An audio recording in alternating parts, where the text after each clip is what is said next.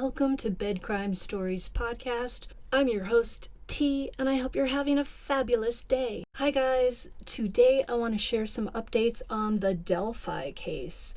Although most of you are likely familiar with this case, in the event a few of you are not, let me share a brief recap of it.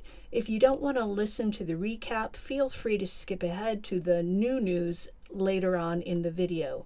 On February 13th, the day before Valentine's Day in 2017, 14-year-old Libby German and her friend, 13-year-old Abby Williams, convinced Libby's older sister, Kelsey, to drive them over to the nearby Delphi Historic Trail System so that they could take a hike. It was a beautiful, unusually warm winter's day, with a glorious sun sending its rays down to warm the land and draw the community's teens out of doors. The girls had off from school for a make-up snow day. Kelsey dropped the girls off at the trailhead between 1:38 p.m. and 1:40 p.m. and left. Libby and Abby had prearranged to have Libby's father, Derek, pick them up an hour or two later. It's easy to imagine the two teen girls talking excitedly as they headed down the 501 trail en route to the Monon High Bridge. Built in 1891, the intimidating 63-foot-tall Monon High Bridge is an abandoned railway bridge. Narrow, missing planks, and without guardrails, the aged bridge goes over a shallow creek 63 feet below. To fall off that bridge would most certainly lead to death or grave injury. Despite all of this, the bridge was, at least back in 2017, a bit of a hangout for the local kids. At 2:05 p.m., Libby took a Snapchat of the bridge. 3 minutes later, at 2:07 p.m., she took another one as she stood on a platform looking back at Abby. As Libby and Abby navigated their way along the Monon High Bridge, they crossed paths with pure, unadulterated evil. A man who has come to be known as Bridge Guy took advantage of the girls' vulnerable position on the narrow bridge and basically cornered them on the other side of it, preventing the teens from escaping from him by heading back over the bridge. Libby had the wherewithal to pull out her cell phone and secretly film Bridge Guy as he approached her and Abby. Libby, in an act of pure brilliance, captured Bridge Guy's face, gait, body, clothing, and voice. As the girls were being subjected to this man's depraved violence and cruelty, their unknowing loved ones continued to go about their day. It wasn't until when Libby's dad, Derek, arrived at the Delphi Trail System to pick up the girls and didn't find them that it began to strike him that something might be off. Derek set out along the trail, calling out Libby and Abby's names, but there was no response. When it became painfully clear that the girls were not going to show up, the family contacted the police. What followed was a huge search effort that went well into the night. Despite the hundreds of searchers who continued to scour the paths, Libby and Abby were not found, and the search was eventually called off until the next morning. The following day, at around noon, a volunteer searcher came upon the girls. They were under the bridge and about 20 feet beyond the creek in a gully. Whoever had done this to them posed them in some macabre fashion and then made a getaway. Despite the girls recording the bridge man in a grainy video with a cell phone and 2 drawings of Bridge Guy, Bridge Man has remained a mystery for the past 5 years. The full video clip that Libby took is 43 seconds long, but its contents are said to be too disturbing to share in full. For the past 5 years, Abby and Libby's families have waited patiently for answers and justice, and for Bridge Guy to be rooted out of the hole he's hiding in and brought out into the light to suffer the consequences of his heinous crime, and today, as I speak these words, the case remains unsolved. But now, investigators are following a theory based on the fact that the two teens were communicating with a 28-year-old male named Kegan Kline on the day they were forced down the hill. Klein is a known catfisher who used the photos of a handsome male model to trick and lure young girls into sending him images of their bodies and into chatting with him. The male model whose photos were used had no idea that this was going on. In fact, he's now married, a father, and works as a police officer in Alaska. Kegan Kline, who lived in Peru, Indiana back in 2017, not far from Delphi, is what you call a POS. Kegan Kline has admitted to talking to Libby German using the fake Instagram profile of the male model. Kegan named this fake person Anthony Schatz. Libby thought she was interacting with the handsome model when instead she was unknowingly communicating with Kegan Kline. It looks like Libby may have even made plans to meet up with this fake Anthony Schatz person at the Monon High Bridge. In a jailhouse interview with HLN, Kegan Kline says the police told him that he was the last person to speak to Abby and Libby, but Kegan apparently shared his Anthony Schatz password with others, including his father, Tony Kline. It's believed that Tony Kline may also have logged into the fake Instagram account to communicate with young girls. It appears both father and son share a sick proclivity to chat up and get photos from, well, little girls. Kegan Kline has also stated that his dad, Tony, could be a prime suspect in the Delphi case. Note, however, that neither Kegan Kline nor Tony Kline have been arrested in connection with the Delphi case, and they are innocent until proven guilty. Now, back in 2017, on February 25th, just 11 days after Libby and Abby were discovered, the FBI, Indiana State Police, and the Peru Police Department took part in serving a search warrant on the home where Kegan Kline was living. Investigators seized 6 devices from the home, including smartphones, a tablet, and an iPod Touch. On the devices were images of child P. In 2020, Kline was charged with 30 counts, including child exploitation, obstruction of justice, and possession of child P, all counts unrelated to the Delphi case. Kegan pled not guilty. However, he has proven himself to be a skilled liar, so it's impossible to believe much of what he says. Kegan's been in jail ever since. Kline's next court date is scheduled for October 20th of 2022, and a jury trial is set for January 18th of 2023. Again, those are for the charges of child P and the other 2 things I mentioned.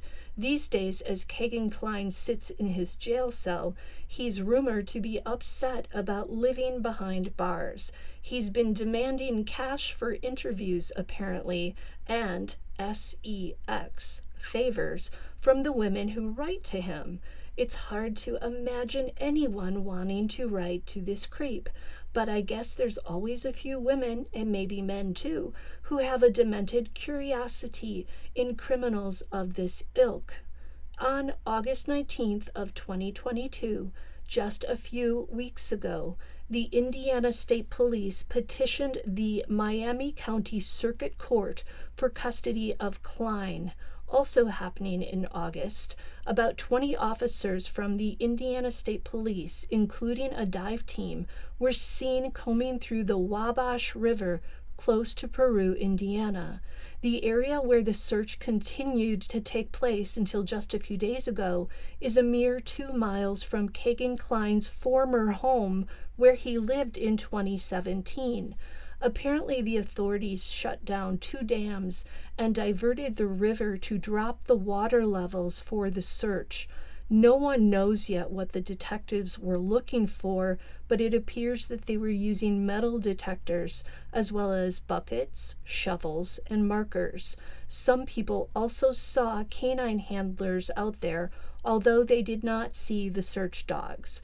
The search along this river continues apparently into September now. As part of that search in the Wabash River, the Indiana investigators drove Kegan Kline on August 19th to the scene of the search at the Wabash River, and he was there with them for a few hours. Is it possible that Kegan Kline is finally cooperating with the police, and could this search of the Wabash River have something to do with Libby and Abby's case? I'm personally wondering if the police are specifically searching for a weapon that may have been used in the Delphi crime. That certainly seems like a good possibility in my opinion, but of course I could be wrong. Much of the new information that has come out is thanks to the Murder Sheet podcast by journalist Anya Kane and her lawyer husband, Kevin Greenlee.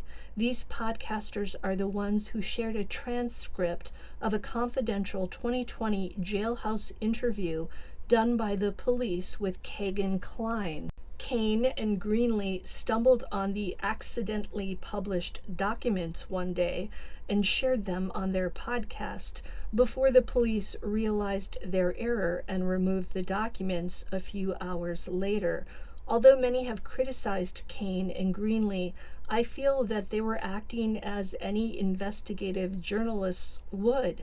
It's a little like the police in the Dylan Rounds case who mistakenly published confidential information about the key fob to Dylan's F-150 truck in his NamUs entry. We all saw that information and talked about it. We didn't know at the time that the police had made a mistake in sharing that. So I give Kane and Greenlee props for finding that document. And in fact, the photos of the searchers in the Wabash River that I'm sharing in this video are also thanks to Kane and Greenlee. They went out to the river after they received a tip about the search. Now, on September 2nd, so just a few days ago, police at the Wabash River brought in a crash reconstruction team as well. Normally, these people work on accidents. However, they were spotted on the bridge over the Wabash River, and many people believe that this crash reconstruction team means that the investigators found whatever it is they were looking for, and now they are recreating the act of throwing that object from the bridge into the river to figure out what the original trajectory was. In addition to that search along the river, Kegan Kline's cousin, a man named Travis Trexler, was arrested on September 1st of 2022, again just a few days ago, for an outstanding charge of driving under the influence from November of 2021. It would appear that 38-year-old Travis Trexler was just now arrested the day after the investigators may have found something in the Wabash River. Could Trexler be connected to the Delphi case? Well, back in 2017, when Libby and Abby met with evil, Travis Trexler was living in a house on Country Club Road in Peru, Indiana, northeast of where Kegan and his father Tony Kline were living. Note that on the day of Abby and Libby's crime, Kegan Kline's cell phone pinged off the Wi-Fi at Travis Trexler's home on Country Club Road. Thus, it would appear Kegan Kline was with Travis Trexler on the day of the crime. Kegan Kline was also found to have Googled how long does DNA last, and he also searched for the Marathon gas station, which is near the Monon High Bridge. That gas station had surveillance cameras, but unfortunately, when the FBI took a thumb drive to download the video from that day, something went wrong. The video was not on the thumb drive. It would appear that perhaps the file was corrupted. So, are all these recent events related to the Delphi case? It is definitely looking like it. We have one, a search of the Wabash River, which is 6 miles from Kegan Klein's former residence in Peru, Indiana. 2, we have Kegan released from jail into the custody of investigators and taken to the Wabash River on August 19th. Note that the Murder Sheet podcasters believe Kegan's release is related to the Delphi case. So the two of them, who are probably the most well-versed podcasters on the Delphi case, saying that they think this stuff is related to Abby and Libby's case, in my opinion, holds a lot of weight. 3, we have Kegan's cousin, Travis Trexler, suddenly arrested on an outstanding warrant for a DUI that occurred in November of 2021. Why are authorities just now taking Trexler into custody? Take a look at Travis Trexler's photo and see if you think he looks like the bridge guy. I'm not saying he is bridge guy, but I'm asking you if you think he resembles him. 4, we have investigators as of September 3rd appearing to no longer be searching the Wabash River since the crash reconstruction team came out on September 2nd. Now, maybe they stopped searching because of the Labor Day holiday, but maybe not. So now the question is, did someone related to Kegan Kline log into his fake Anthony Schatz account to communicate with Libby German? Possibly Kegan's father, Tony, or Kegan's cousin, Travis Trexler, or both of them. Kegan stated in his jailhouse interview that he felt his father could have definitely logged on to the Anthony Schatz account. We will have to wait and see.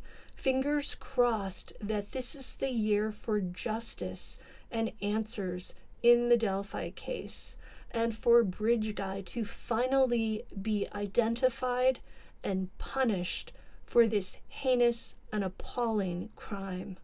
Until the next time on Bed Crime Stories, now do me a favor, smash that like button, leave me a comment, and subscribe to my channel.